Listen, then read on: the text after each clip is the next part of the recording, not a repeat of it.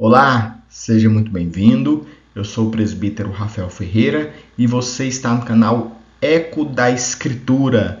E se você está aqui é porque você quer crescer mais na leitura da palavra, porque aqui é um canal de leitura guiada da Bíblia. Nós dois lemos juntos. No final do vídeo, a gente faz uma breve reflexão, mas fica a seu critério também colocar um comentário sobre o que Deus tocou no seu coração que eu não tenha comentado. Curta, comente então, compartilhe esse vídeo para que o Evangelho possa alcançar mais vidas, certo? Por que Evangelho? Porque nós estamos no programa Evangelize, onde estamos lendo Mateus, Marcos, Lucas, João. E veja que boa notícia, estamos na metade de Mateus, hein? Tem 28 livros, capítulos, né? Nós estamos no 14º. Lembrando que minha Bíblia é ARA, Almeida Revista e Atualizada, a versão da minha Bíblia, certo? Vamos começar a ler, mas antes, uma breve oração. Feche os olhos. Senhor, em nome de Jesus, ó Pai, eu te agradeço pelo privilégio de podermos estar lendo a Tua Palavra.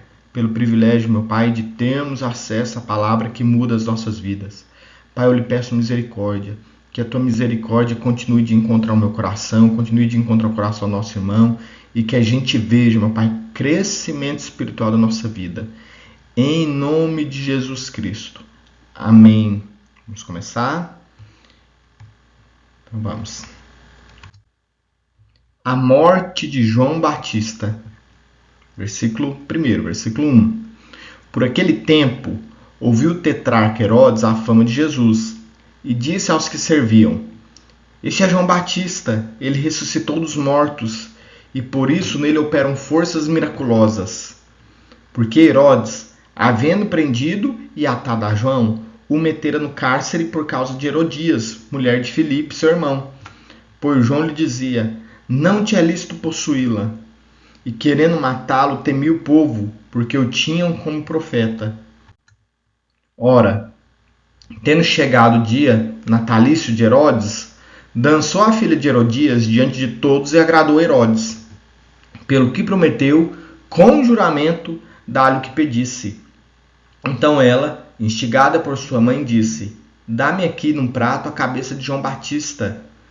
Entristeceu-se o rei, mas por causa do juramento e dos que estavam com ele à mesa, determinou que lhe dessem. E deu ordens e decapitou João no cárcere. Foi trazida a cabeça num prato e dada à jovem que levou a sua mãe. Então vieram os seus discípulos, levaram o corpo e o sepultaram. Vieram os seus discípulos, levaram o corpo e o sepultaram. Depois foram e anunciaram a Jesus. Lembrando que esse João era primo de Jesus. A primeira multiplicação de pães e peixes. João, que eu falo, João Batista mesmo, primo de Jesus, né? Versículo 13. Primeira multiplicação de pães e peixes, versículo 13. Jesus, ouvindo isso, retirou-se dali no barco, para um lugar deserto à parte. Sabendo as multidões, vieram da cidade seguindo-o por terra. Desembarcando, viu Jesus uma grande multidão. Compadeceu-se dela e curou os seus enfermos. Ao cair da tarde, vieram discípulos a Jesus e lhe disseram: O lugar é deserto e vai adiantada a hora. Despede, pois, as multidões, para que, indo pelas aldeias, comprem para si o que comer. Jesus, porém, lhes disse: Não precisam retirar-se, dá-lhes vós mesmo de comer. Mas eles responderam: Não temos aqui senão 5 pães e 2 peixes. Então ele disse: Trazemos. E tendo mandado que a multidão se assentasse sobre a relva, tomando os 5 pães e os 2 peixes, erguendo os olhos para o céu, os abençoou. Depois, tendo partido os pães, deu aos discípulos, e estes às multidões. Todos comeram e se fartaram, e dos pedaços que sobejaram recolheram ainda 12 cestos cheios. E os que comeram foram cerca de 5.000 homens, além de mulheres e crianças. Jesus anda sobre o mar. Logo a seguir, compeliu Jesus, os discípulos, a embarcar e passar diante dele para o outro lado, enquanto ele despedia as multidões. E despedidas as multidões, subiu ao monte a fim de orar sozinho. Em caindo a tarde, lá estava ele só. Entretanto, o barco já estava longe, a muitos estádios da terra, açoitado pelas ondas porque o vento era contrário. Na quarta vigília da noite, foi Jesus ter com eles, andando sobre o mar. E os discípulos, ao verem-no andando sobre as águas, ficaram aterrados e exclamaram: "É um fantasma!" E tomados de medo, gritaram. Mas Jesus imediatamente lhes disse: "Tende bom ânimo, sou eu, não temais." Respondendo-lhe Pedro disse: "Se és tu, Senhor, manda-me ter contigo, pois sobre as águas." E ele disse: "Vem." E Pedro, descendo do barco, andou por sobre as águas e foi ter com Jesus. Reparando, porém, na força do vento, teve medo e, começando a submergir, gritou: "Salva-me, Senhor!" E prontamente Jesus, estendendo a mão, tomando-o, lhe disse: "Homem de pequena fé, por que duvidaste?" Subindo ambos para o barco, cessou o vento. E os que estavam no barco adoraram, dizendo: "Verdadeiramente és filho de Deus." Jesus em Genezaré. Então, estando já no outro lado, chegaram à terra em Genezaré. Reconhecendo os homens daquela terra, mandaram avisar toda a circunvizinhança e trouxeram-lhe todos os enfermos. E lhe rogavam ao menos pudessem tocar na orla de suas vestes. E todos que tocaram na orla da veste de Jesus ficaram sãos, igual a história daquela mulher, né? Fim. Esse é um capítulo que conta, ele é corrido, ele não tem muitos dias de interferência. Pensa comigo, Jesus ouve a morte do seu primo João e ele fala assim: "Quero ficar só." Certamente estava cansado, ou estava triste, né? E ele quer ficar sozinho, vou no monte. Só porque a multidão ficou sabendo que ele estava indo ficar só, foi e o seguiu. E quando Jesus vê a multidão, ele começa a curar enfermos, porque se compadece dela. Olha que interessante.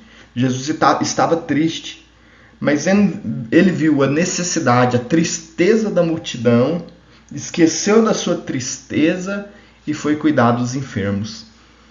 A gente já vê que esse espírito bondoso de Jesus em se compadecer pelo próximo, apesar do seu entristecimento. E se a Bíblia diz para sermos assim, não estou falando que a gente não vai ter tristeza, que a gente não vai, horas vai querer ficar só, vai precisar ficar só, no luto, na angústia, diante de uma traição. Mas não devemos esquecer os nossos próximos. Quem trabalha na obra de Deus sabe que é assim. Muitas das vezes está enxugando as lágrimas, e cuidando das outras pessoas na igreja. Isso faz parte do Evangelho, faz parte do que Jesus nos ensinou. E mostra, por outro lado, esse Espírito de Jesus, de se compadecer pelos nossos problemas. E ele ainda continua se compadecendo pelos nossos problemas. Então, se a gente começa o capítulo, com Jesus triste, sabendo a morte de João Batista, a gente termina vendo ele fazendo muitos milagres. E um desses milagres que ele faz é tirar Pedro, que se afogava. Jesus consegue, enfim, além dele multiplicar pães e peixes, Jesus, depois disso, consegue, enfim, ficar só. E fica só, tem o seu momento de luto.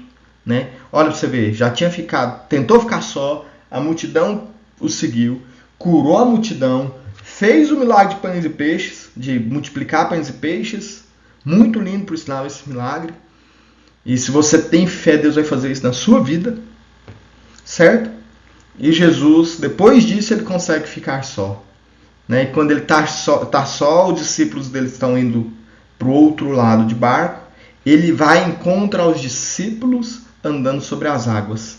E a gente tem um milagre que Pedro caminha sobre as águas e melhor. Ao seguir Jesus e ao ter medo, Pedro começa a afundar. E imediatamente vem a mão do Senhor e resgata Pedro. Quantos de nós não precisamos dessa mão resgatadora de Deus? Talvez é a sensação que você está tendo, que está se afogando. E a impressão que você tem, talvez seja assim, eu comecei a buscar Deus e parece que as coisas pioraram. Parece que as ondas estão me submergindo. Irmão, eu não sei como, mas Jesus vai te resgatar. Você tem fé disso? Né? Jesus é esse que nos tira.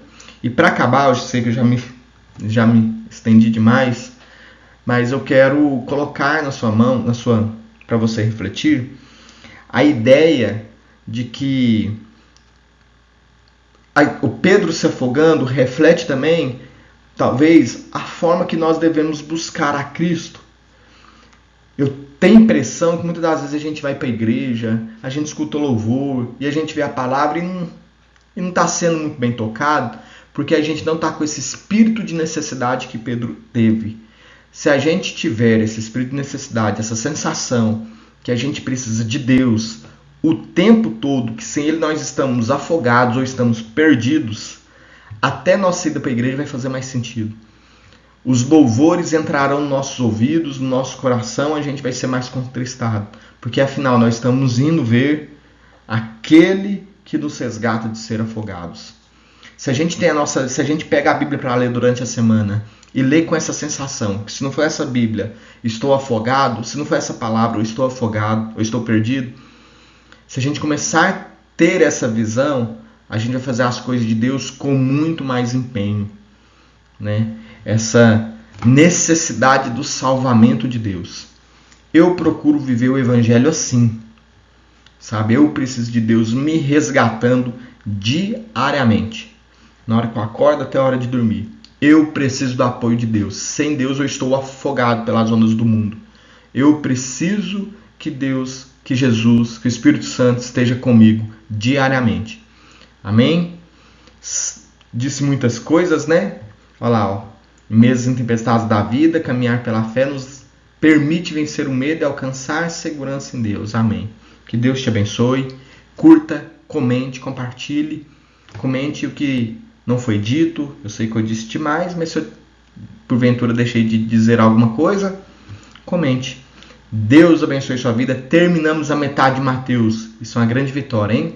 Vamos para o capítulo 15 agora, hein? Deus te abençoe.